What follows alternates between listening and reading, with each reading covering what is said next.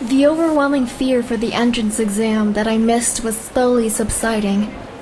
I was sitting on the floor and looking at the books around me. Luckily, most of the students were taking the exam, and no one could see me crying. After some time, I calmed down and wiped away my tears. It's no use crying over spilt milk. I'll wait till the exam is finished, and I'll ask to speak with the professor. It must have been somebody's inadvertent mistake. I picked up my books and notes from the floor, and headed to the vending machine. The candies were giving me some kind of comfort, and that's when I saw Mizuki. Hey, Mizuki.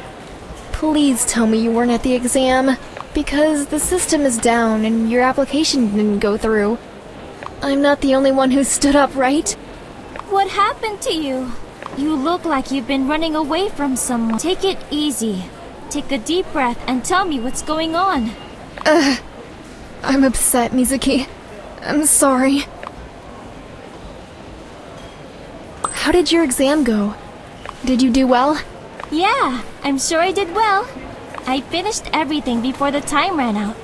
And I thought for a second whether I should stay and check my answers. But then I decided to go out and treat myself to some candy. Oh, at least you're eating candy for the right reason. I'm only eating it because I'm upset. That's because you're worried about the outcome of the exam. I totally understand you. No, Mizuki. I didn't even take the entrance exam. But why? I know how long you were preparing for that. It was all in vain, Mizuki. My name was not on the applicants list. I'll wait until the exam's over, and then I'll try to talk to the professor again. I'm so sorry. I'm sure it's just some mistake and they'll make it right. Don't worry. Mizuki's voice was so soothing that it almost made me believe that my problem was going to be solved. She gave me a hug and tried to comfort me. Thanks, Mizuki. It's nice to hear some positive thoughts at a moment like this. I know. We must stay positive at all times. Life's nice and easy, and this is just a little bump on the road. Always remember that. Let your thoughts radiate high vibrations, never low. Akiko came to college to hear our thoughts about the entrance exam, and she didn't expect to find me in the hall so early. Hello! I knew the two of you would be the first to finish all the questions. Hello, Akiko. Hi. I didn't take the exam. I explained everything to Akiko, and she was on the verge of barging into the class, dragging the professor out and interrogating him. So you're just gonna sit here and wait until someone decides to listen to what you have to say? Of course, I'm not gonna sit on this problem and wait until it solves itself. That's right. You're thinking positively. Come on now, what are you waiting for? Just a second. I have to think about what I'm gonna say. The exam had just finished and the professor left the classroom. It was time to make a move. I think that's the professor who was supervising your exam. Go! What are you waiting for? No, I'm not ready to confront him now. I don't want to hear anything like that. I'll stop him if you don't want to. Akiko, don't! You'll make a bigger problem than we already have. Akiko, wait! Ugh! We're gonna get expelled from college before we even got the chance to enroll. I tried to talk to the professor, but he didn't want to do so much as stop. Akiko got even more upset, so she stood right in front of him. The professor tried to walk past her, and then he ran into Mizuki. He turned around and saw me standing right-faced. He didn't have anywhere else to go. He had to listen to what I had to say. He promised to check my application, and he took my personal information. I sighed with relief. There you go. Now you can do whatever you want. I should have come with you to the exam. I wouldn't have let him prevent you from taking that exam. It's easy for you to say, Akiko. I still wouldn't like him to have it in for me since the very first day. It's also not fair that you missed the entrance exam. I only hope all this will end well for you. I said goodbye to Akiko and Mizuki, since the two of them had to stay at college. I was passing near the street where Katsumi lived, and I thought I could check what he was doing. But then I remembered I didn't have my phone with me. I put everything aside because of the entrance exam. I even forgot that Katsumi was supposed to find my cell phone. I may as well check that while I'm here. I made a turn into Katsumi Street and came across Rokuro and him. They were standing by the entrance to Katsumi's building and talking about something. What a coincidence, Katsumi. I was just wondering if you were home. Hello. I was just thinking about you. Hey! You just saved him. Why? What are you arguing about? Your cell phone. I wanted to bring it to you as you live near me, but he insisted on keeping it. Of course, Rokuro. Trusted me with it, so I'll give it to her personally. Alright, Katsumi. Give me back my phone then. Here you go. Thank you. Tell me, how did you manage to find it? Just like I assumed. Somebody called and said the phone was waiting for me at the metro station's info point. But in order to take it, I had to hand over the phone that ended up in your hands because of the unfortunate turn of events. Do you believe him? Yes, I believe Katsumi. Why wouldn't I? What do I do now? It all sounds a little unbelievable to me. I told you everything that happened. You two think whatever you like. You can't blame us for not trusting you like we used. I'd like you to have a little faith in me, Rokuro. I have no intention of lying to my friends. That's nice to hear. Excuse me now, I have to call my mom. She's not gonna be happy when she hears the bad news. Bad news? What bad news? Wait a minute. You're coming from college just like us. How did the entrance exam go? There was no exam for me. I told them everything that happened and that Akiko stood up for me. Rokuro and Katsumi were convinced that things were gonna go in my favor and that I shouldn't be upset. I stepped aside and called Mom. For goodness sake! Why haven't you been answering your phone for so long? Hey, Mom.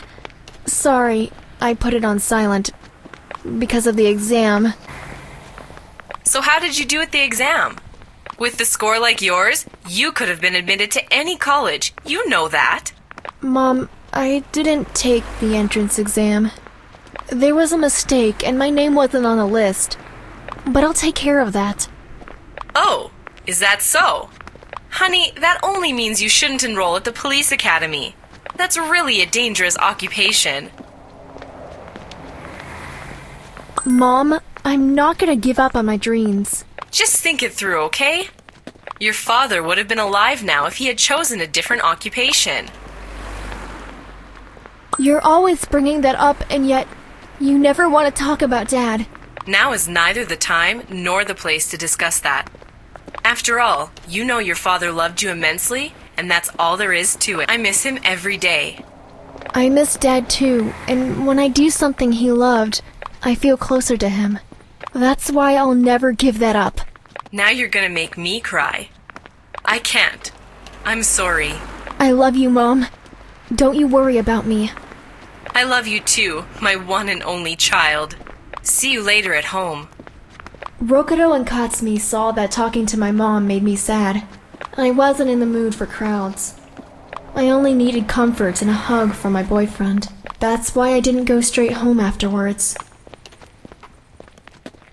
I couldn't wait to be alone with my boyfriend and to feel comforted. If I had gone home, I would have been thinking only about my failure. It would have made me only more upset. We're finally alone. Let's lie down and relax. I need your hug.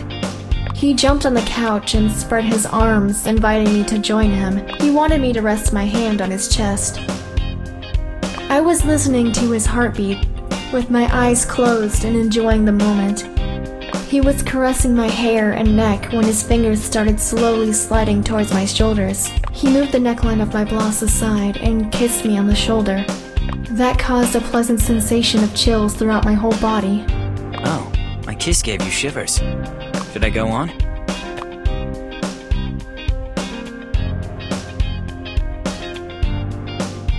No, I'm tired and preoccupied by everything that happened today.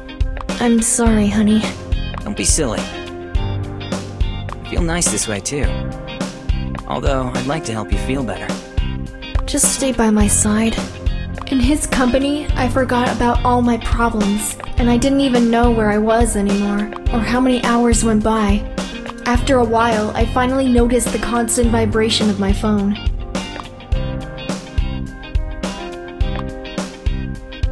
Honey, Akiko is in some kind of trouble and she needs my help. You won't mind if I call her? Of course not. I had you all for myself, and I'm more than satisfied. Yeah, it was fun. Yeah, but now's the time to feed this beast. I'll order some food while you're on the phone with Akiko. Alright, I'm starving.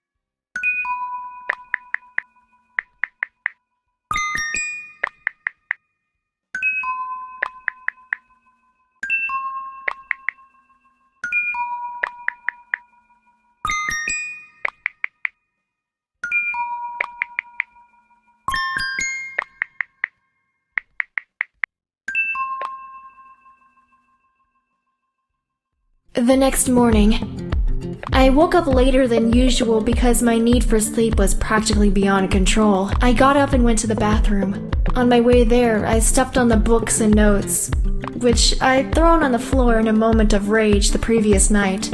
I saw my father's photo on the floor too and felt sorry. I picked it up, kissed it, and put it back into its place. Father, I'll give my best to enroll at the police academy.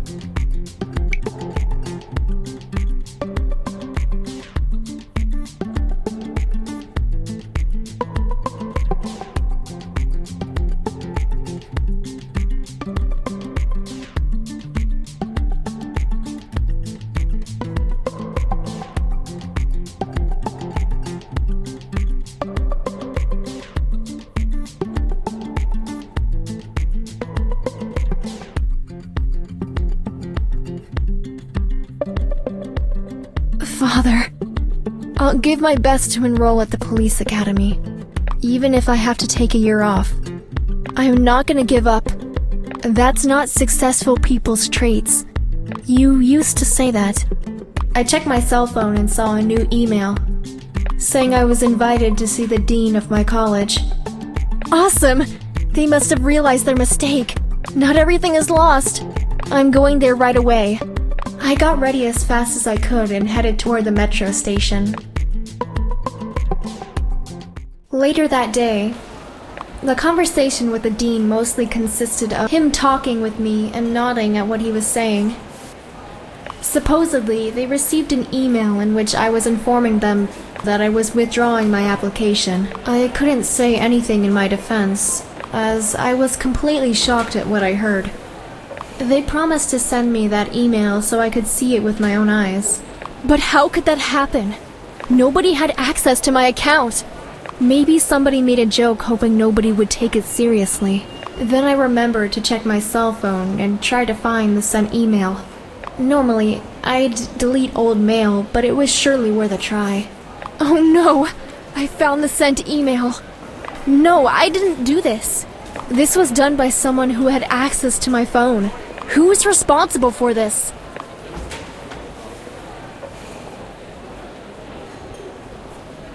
And what if Mom did that? It could have easily been her. She keeps telling me I could have enrolled in any other college. But still, there's no way she could know my lock screen password. In the end, I thought that I could only lose my friends if I decided to make snap judgments. Chances were that none of them were responsible, and that someone else was behind that sabotage. I wasn't in the mood for seeing my boyfriend. I went straight home determined to face each one of them.